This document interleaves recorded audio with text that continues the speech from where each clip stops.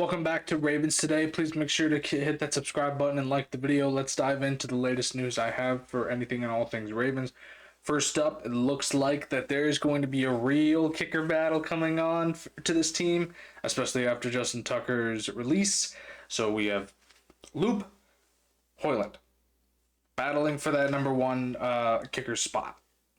There can only be one. I think it's going to be Loop. But let's go into the latest on that kicking competition. Okay, so Hoyland went 6 for 6 on attempts on Tuesday, ranging from the 37 to 52 yard zones. 6 for 6, absolutely perfect. Loop hit 6 for 6 on Monday, ranging from 27 to 41. Hoyland was able to have better range in terms of distance, but here's where Loop gets his flowers here.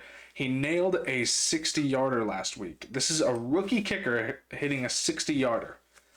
Again, this is practice. This isn't a real game, but 60 yards is impressive. Like this, we're heading into Justin Tucker's prime era right now.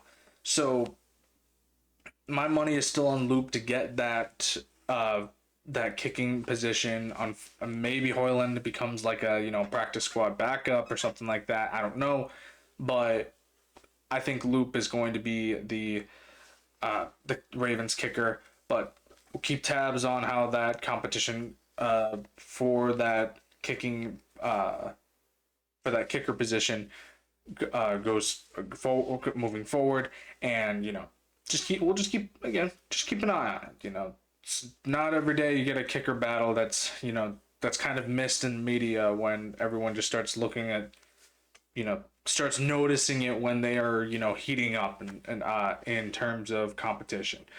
Moving on, Roger Rosengarten had spoken to the media the other day, and he said he's gained a lot of confidence from his previous year when he was a rookie. He was one of the better right tackles the league has seen, and especially one of the better right tackles the Ravens have had in recent years. He said he feels better than he's ever been. He has a lot of knowledge under his belt and has gained a lot of confidence with that. There was a video that went out with an exchange between him and Myles Garrett where he, after a play was over, the game was over, he went up to Garrett and asked him for his jersey, and he said he appreciated it because he's a nobody. Garrett looked at him and said, "You're not a nobody, you're in the NFL, act like it." Good wholesome moment. Again, I wish Myles Garrett was a Raven, especially after he requested a trade, but he stayed with the Browns, so oh well. But anyway, that's a good moment, especially from a rival team, for a player that you have to play up against. Like, you have to line up against them and one of the better edges in the league.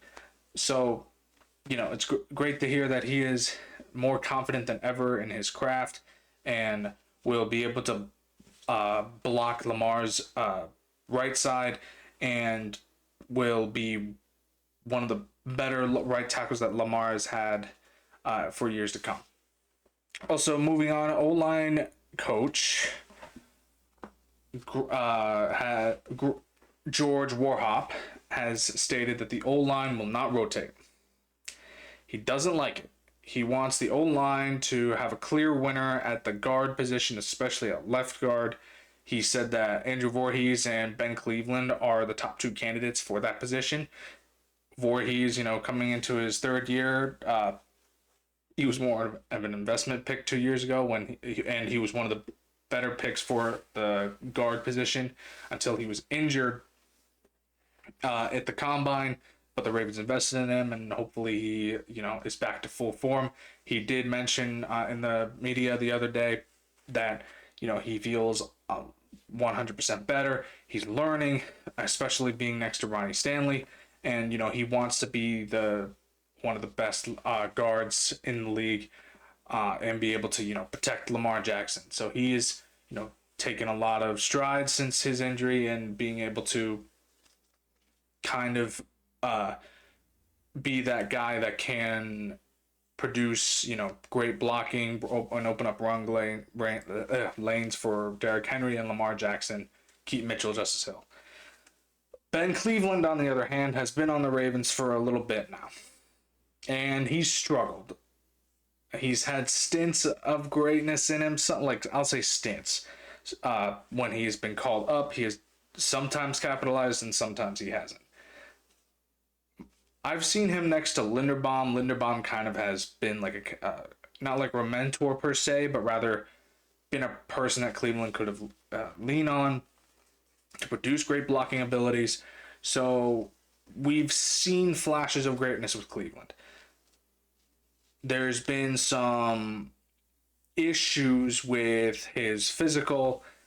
He has had some unfortunate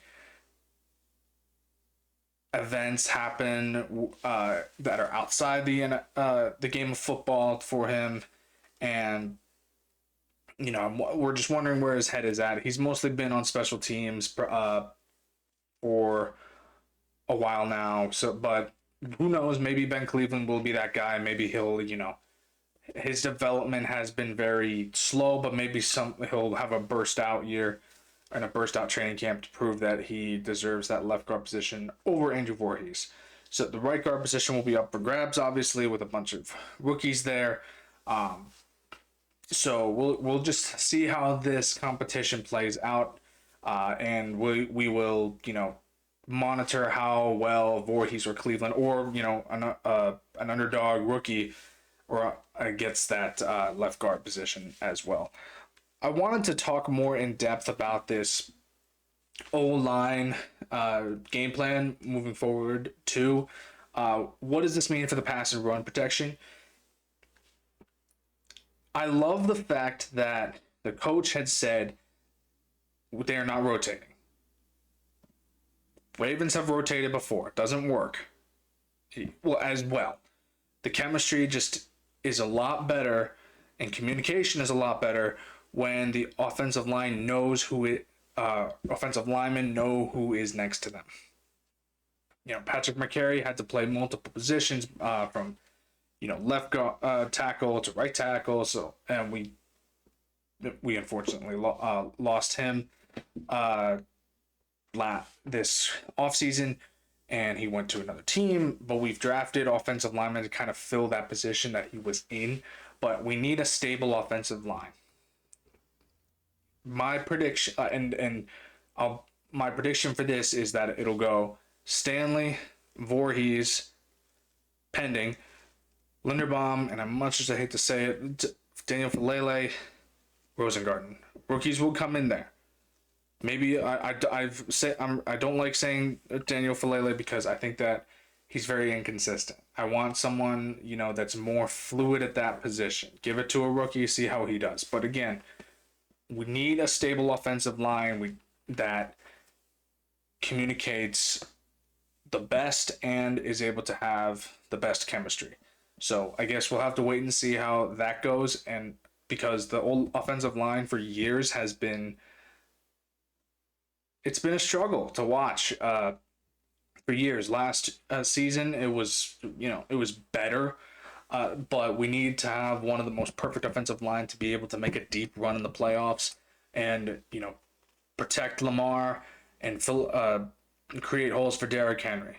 So I guess we'll have to wait and see how that goes in terms of what the coaches believe will be the best protection on the pass and the run game during training camp and after training camp is over. Thank you for tuning into Ravens Today. I'm your host, Connor Gioffreda. Please make sure, again, to hit that subscribe button, like the video. I will talk to you all later.